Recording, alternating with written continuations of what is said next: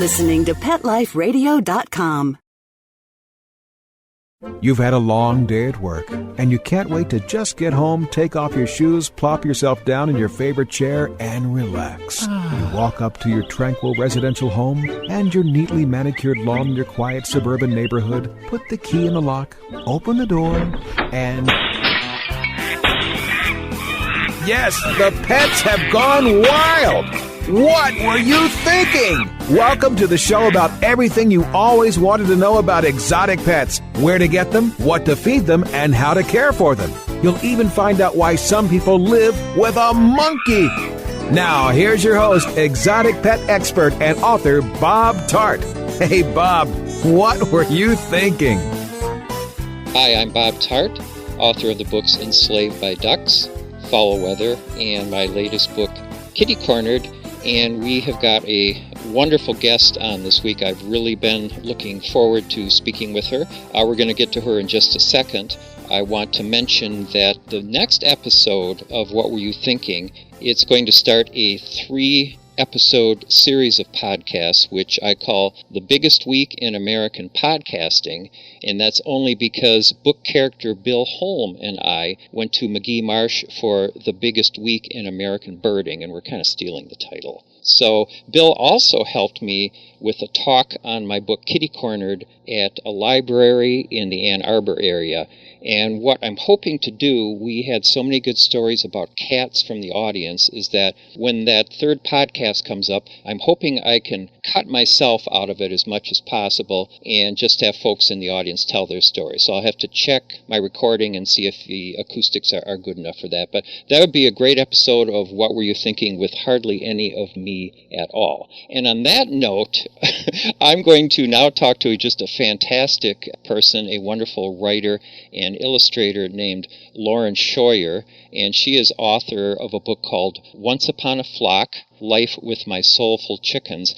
And I have to say, when that book came into our house, I made the mistake of showing it to Linda, and I could not pry it out of her fingers to read it myself for a few days, because she really kind of nursed it along to keep it going and to really savor it. And once I got a hold of it, I did the same thing. I was just so wowed by the presentation, and we're going to get into that with Lauren, because this doesn't look or read like any other book that you've ever picked up before. It's really in a class all by itself. I'll tell you a little bit about Lauren. She writes the popular blog Scratch and Peck, very appropriately. She's a graduate of UCLA Fine Art, and she's taught at the Massachusetts College of Art and Design, and she has illustrated more than a dozen books. Lauren's artwork has appeared on puzzles, games, paper goods, greeting cards, and more. She lives in rural Massachusetts with her husband, their teenage daughter, their terrier Marky, and a flock. I'm reading the book jacket. It says, a flock of remarkable individuals. We're not even calling them hens because they're just too developed for that. You can visit Lauren's website at laurenscheuer.com, Scheuer. Hey, Lauren, how you doing? Hi there. Great. How are you, Bob? Great. Thanks so much for joining me on the show. I really appreciate it. Thank you. Yeah, this is very exciting, talking with another guy who's enslaved by all of his critters. Oh, good grief, yes. And you probably know what I'm talking about. There is barely a moment of the day that isn't concerned with some kind of schedule for the animals, one way or another. But it doesn't have to really be that way in my case, but I just make it that way. Well, yeah, exactly. We could just put them in a room and shut the door. Right, or let the chickens out in the morning and put them back at night. But you told me that you have some new ones in the house right now. I do. It's what I love about having a small flock of pet chickens is that chickens come and chickens go, and so you lose some beloved flock members, but then you get to add to your flock. And this is the year I'm adding 4 babies to my flock, and I have 4 little chicks in a cardboard box in the living room. Judging from what happened in Once Upon a Flock, they're not only going to stay in your house for a day or two. they're going to be there for a little while before they get moved outdoors, aren't they? Well, in this case, I learned my lesson with Once Upon a Flock. I had them in the house way too long. I didn't realize what a bunch of farm animals in your living room can do to the whole house. Oh, yeah, we at one point had a couple of convalescing turkeys in our basement. And so I'm with you on there. It was interesting when the people came to deliver salt to our water softener, and they found turkeys in the basement. But I love the part of Once Upon a Flock, speaking of these baby chicks in your house, where your daughter Sarah, do you remember? Sarah was, I think, 12. And she gave them a little musical treat. Yes, she has a little acoustic guitar, and my husband and she like to play guitar, and she picked up her guitar that first evening and sat on a stool in front of the box of chicks and serenaded them, and they fell right to sleep. It was very cute. I don't know why it reminds me of years ago, my wife and I were at a folk music festival, and there was this wonderful Tejano musician, Santiago Jimenez Jr., and he's just this accordion wizard. And we happened to see him walking around the festival later, and Linda ran up to him and said, "Oh, I play accordion too. I play it for our rabbit Binky." And he didn't really know what to make of that.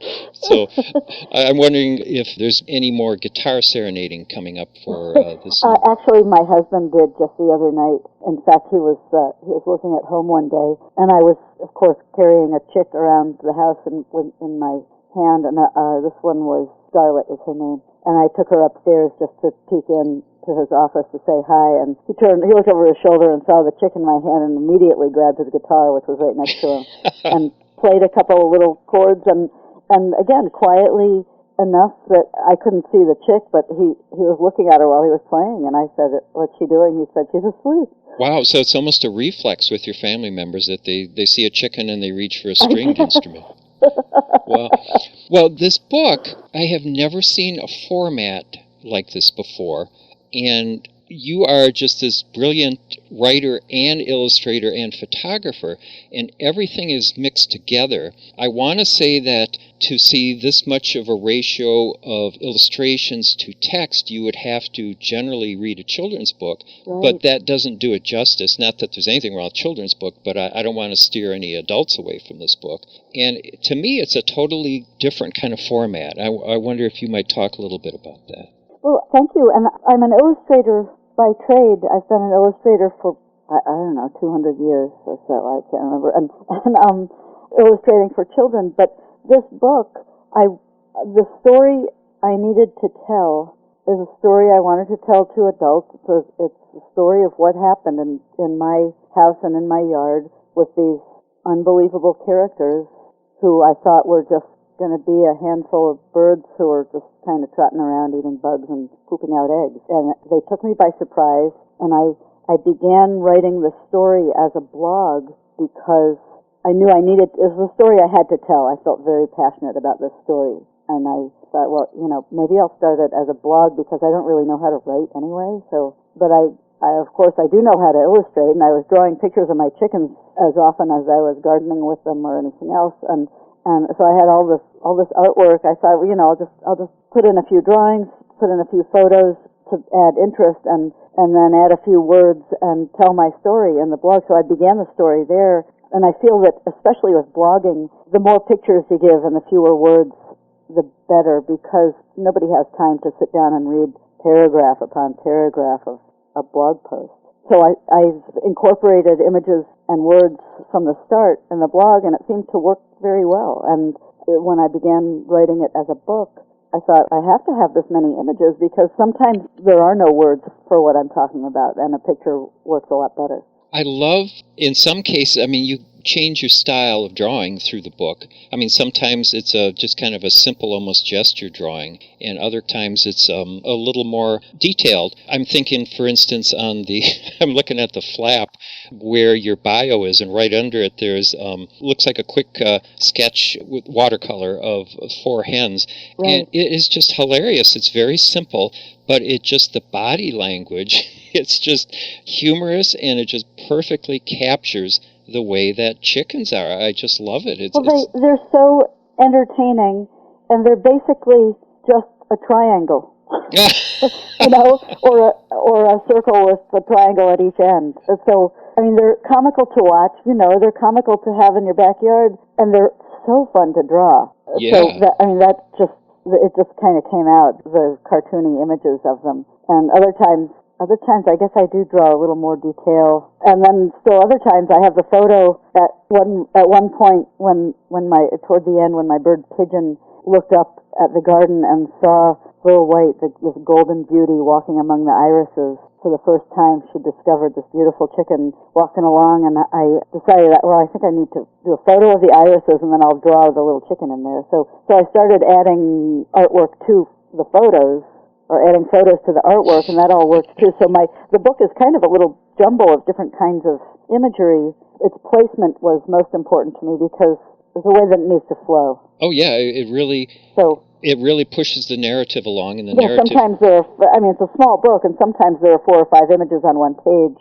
And I remember when I was doing the artwork and the photos and sending them in willy-nilly to the creative department at Simon & Schuster, I thought, oh my gosh, these people are going to just despise me because there are over 400 images in this book.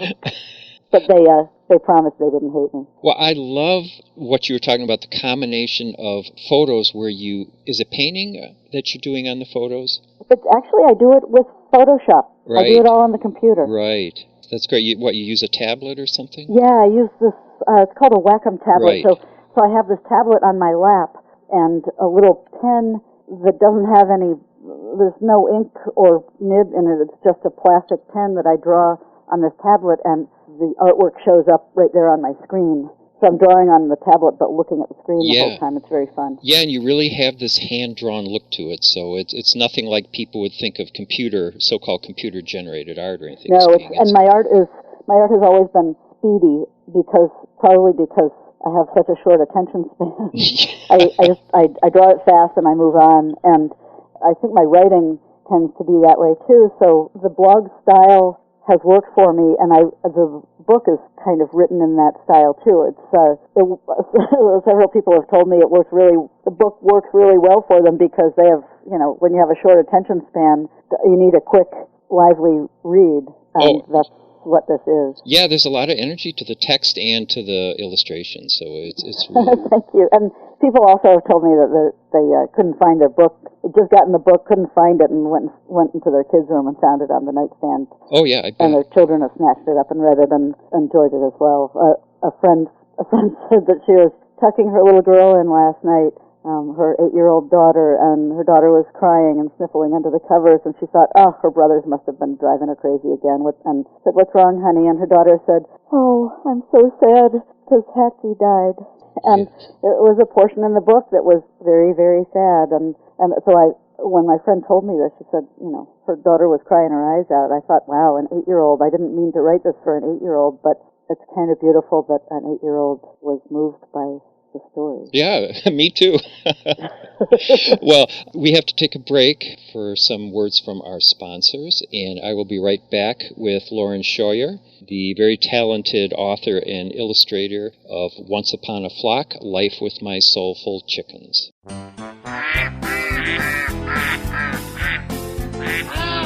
What Were You Thinking? We'll be right back after Bob gets the ducks out of his living room. Don't go away.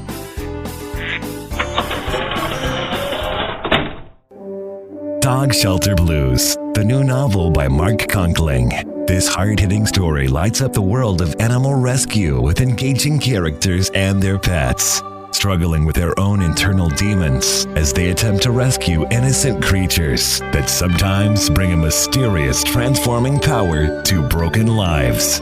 Read the first chapter of Dog Shelter Blues free at dogshelterblues.com. Then come along a breathtaking journey that ends with an astonishing triumph of good over evil. Order your copy of Dog Shelter Blues today. Available at Amazon.com and BarnesandNoble.com. Hi, this is Tim Link, animal communicator and pet expert and host of Animal Rights on Pet Life Radio. Have you ever wanted to know what your pet is really thinking? Do you want to find out if they truly understand what you're trying to tell them? Ever wish you could build a better understanding and closer relationship with your pet? Well, now you can. Learning to Communicate with Animals is a 4-part on-demand workshop. In the workshop, you'll learn the essential techniques that are necessary to communicate with animals, including what is animal communication, breathing correctly to achieve the perfect state to communicate with your animals at a deeper level, using guided meditation exercises, a method to communicate with animals, and how to send and receive information from your animals. So if you're wanting to learn how to communicate and connect with your animals at a deeper level, visit PetLifeRadio.com/workshop and purchase and download Learning to Communicate with Animals. You'll be glad you did. Are you crazy about cats? If so, check out The World is Your Litter Box, Deluxe Edition. This clever how-to manual for cats, written by a cat named Quasi, contains more laughs than should be allowable in one book, and is poignantly underscored by the combative yet loving relationship between Quasi and his human. The World is Your Litter Box, Deluxe Edition, is guaranteed to have you laughing your tail off. So, treat yourself to a copy today. Available from Amazon. Welcome to Bird's Eye View on Pet Life Radio. I am Dr. Lori Hess, here with Dr. Michelle Ravish, and we are both bird and exotic animal veterinarians. We work at the Veterinary Center for Birds and Exotics, an all-bird and exotic pet hospital in Bedford Hills, New York. And this is a show all about birds. It's a Bird's Eye View, and we hope you'll tune in soon.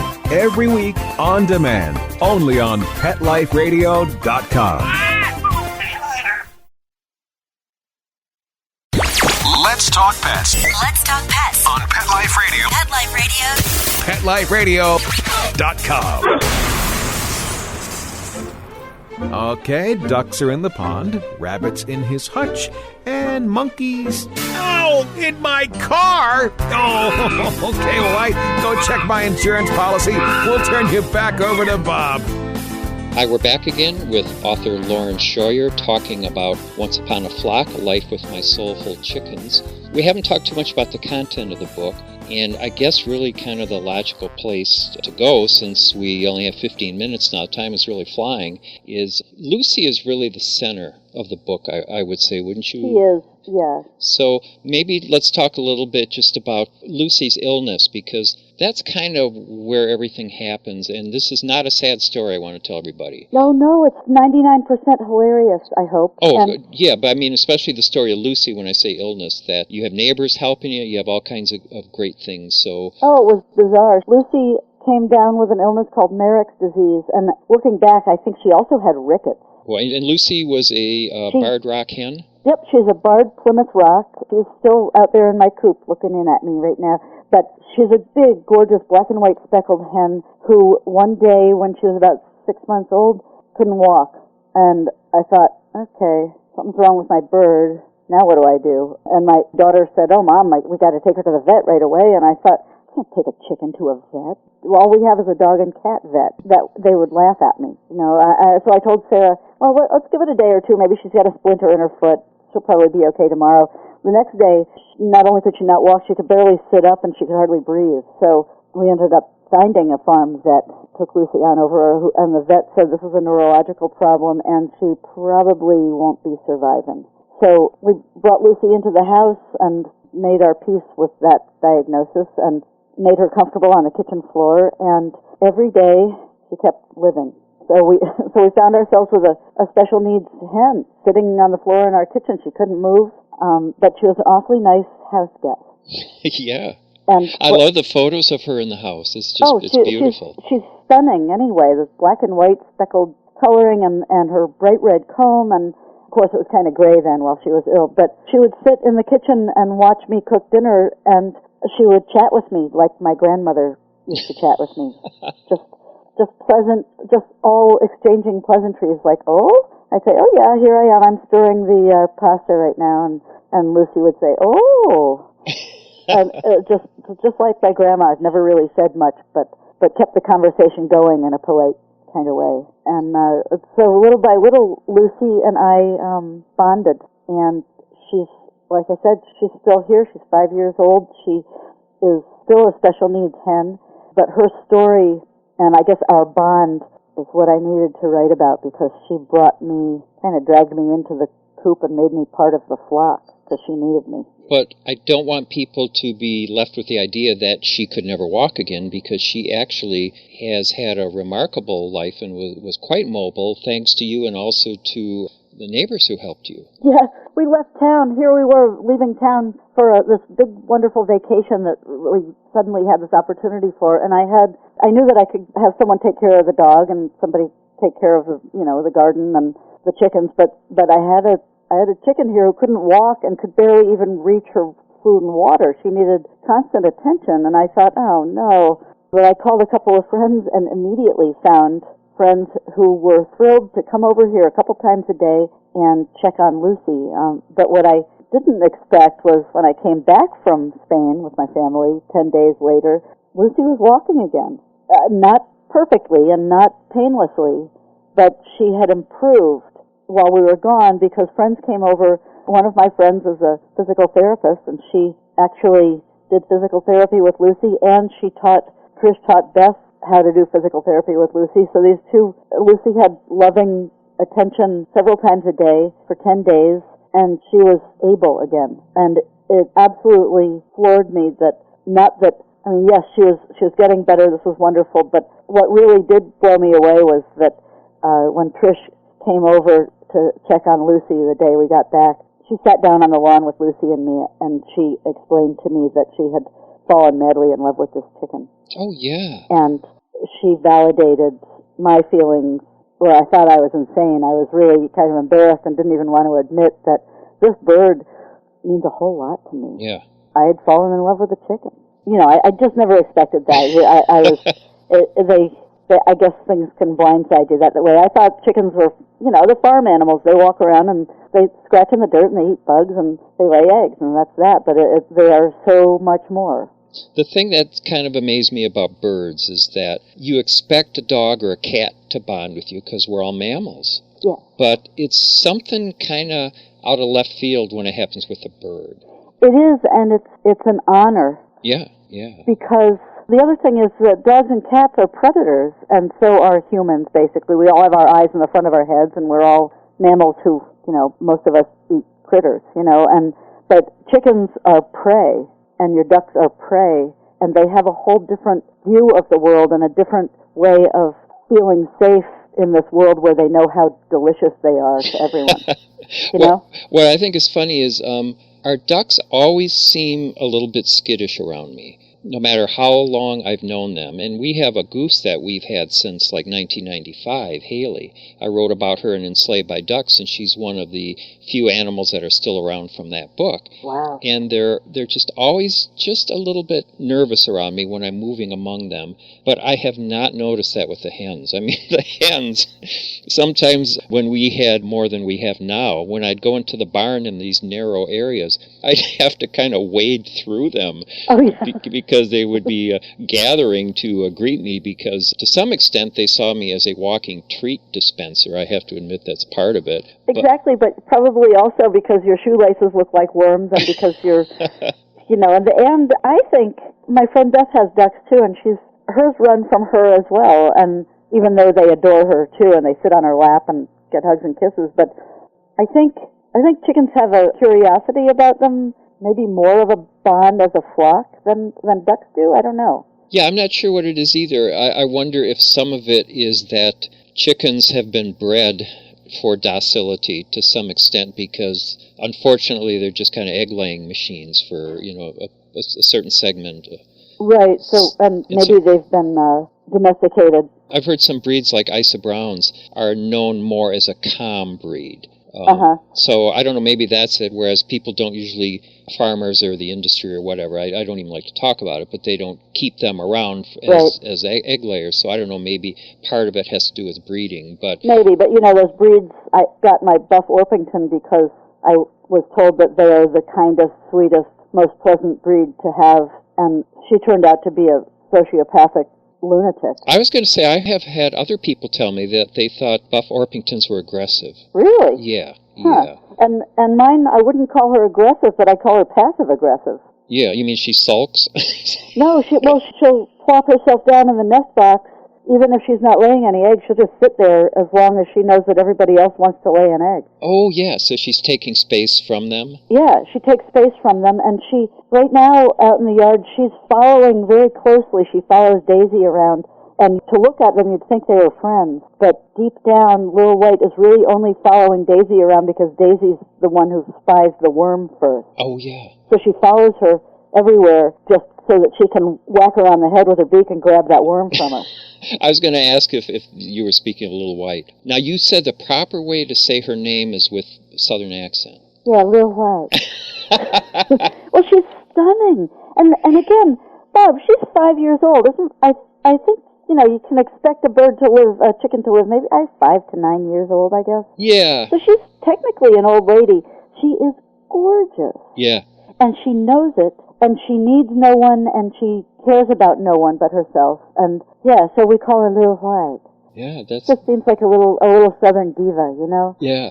And then there's Lucy, who had and continues to have beautiful friendships with flockmates. Oh, I like those friendships that she had. That was really interesting. Yeah, that was really the biggest surprise to me was just looking at them, thinking, I'm not reading into this. This is really happening. Lucy and Hatsy, they are best friends. They do things for each other. They mean a lot to each other. They care about each other. There was one evening when Hatsy wasn't feeling well. The sun was going down. I was inside and forgot to keep an eye on the girls, and they had been free-ranging, and any chicken in their right mind is going to go straight to the coop at sunset, because that's what chickens do, to be safe and inside by dusk. But Hatsy wasn't well, and she couldn't make it to the coop. She was sort of standing in the middle of the yard sleeping. And Lucy, who was perfectly ambulatory at that time, Lucy chose, rather than to go home to the coop where she'd be safe, Lucy chose to stand outside in the dark beside her friend. Yeah, I thought that was a really affecting part of the book. I think about it still. I think about all those instances in the book where I have not made this up. There is no other explanation except that these birds feel very strongly about each other. Well, that incident made me think of something that happened to us just last fall, and it was just that we have to keep our animals penned up all the time because we've had problems with a mink.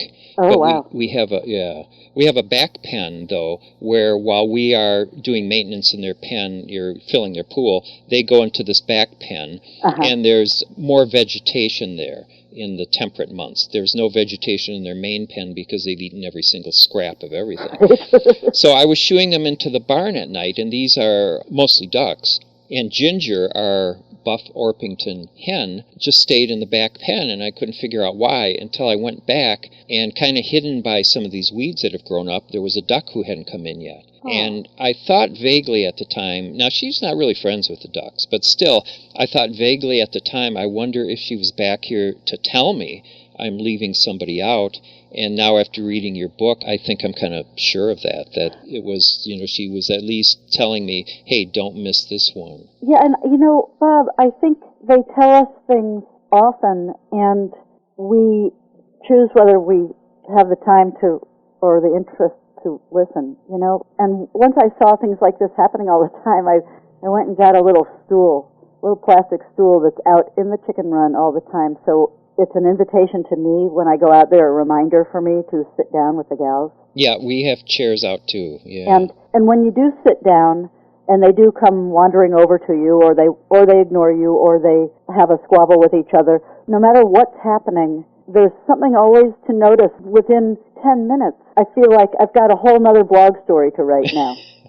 And it just puts you in a different world. And so it kind of takes me out of, what other little problems I have or little, story I'm working on or something like that. It's kind of nice to have this different world to immerse myself in a little Right, it's like your 10-minute vacation. And it sure beats, before chickens, I had Marky out there, my dog, always wanting me to play with him. And I had my garden hoe and my trowel and 50 million weeds to pluck. But the chickens brought, I don't know, this is their world. Maybe. So when I'm going outside now, when the chickens are with me, either gardening or hanging out, I'm in their world rather than my backyard. Yeah, that's absolutely right. That's great. Yeah. Well, We're getting all cerebral here. no, I like it. I like it. And believe it or not, we are out of time. We've done our half hour. It's great talking to you. I want to remind everyone the name of the book, and that is Once Upon a Flock, Life with My Soulful Chickens by Lauren Scheuer, Scheuer.